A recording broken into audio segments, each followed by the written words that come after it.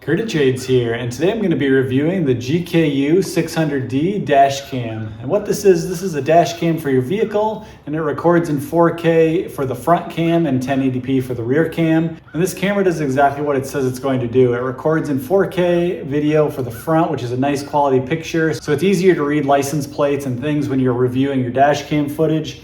And I'm going to go over what I think about this dash cam. I'm going to show you what's in the box and how to set it up. And it's really simple to use. You literally open the box, attach it to your windshield, plug it in, and it basically works right out of the box. You don't need to do anything. The app that I used is very simple to set up with. You can set it up to download the videos to your app, or you can use the included SD card to plug right into your computer to view the files. And that process was very simple. If you are looking to purchase it, check out a link in the description. If you have any questions or comments, let me know those as well. But overall, it's a really good camera, really simple to use, and it does what it's intended to do. So in the box, it comes with a 12-volt outlet for the dash cam, which you plug in on the side here. The SD card will come with it as well. It plugs in here, and then this port here is for the rear camera. Plug it in here, run the wires back to the back, and attach the rear camera. The camera has a little mount here, and it's got a little screw, and it comes with an Allen wrench, so you can unscrew this to adjust the angle of it on your dash. It does have a quick release, so you can slide this off of the mount, and the mount will stay attached to your windshield if you do want to remove it for some reason, but also leaving the mount on there. It comes with a trim tool to help get the wires hidden, extra pads if you change the location.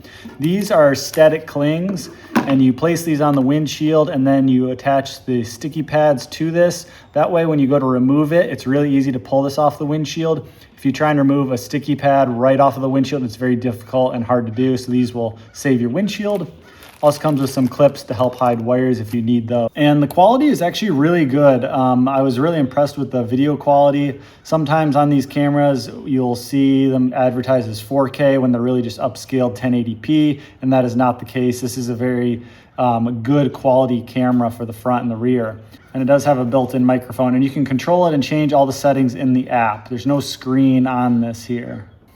So with the GKU D600, basically you plug the two cables into the side. This one is for the power to the main camera, and the smaller one is for the rear camera. Once you wire them, you can tuck the wires in using the supplied tool, which allows you to pull back the trim to slide it up the pillar and around by the windshield. One thing to know is that if you want it to have a rear dash camera, it will only record in 2.5K for the front.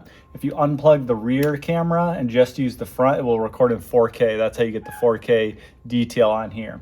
Overall, it's a really simple to use camera. I just plugged it in and put the SD card in it and hooked it up, and it basically just started working right away. You don't have to do anything special.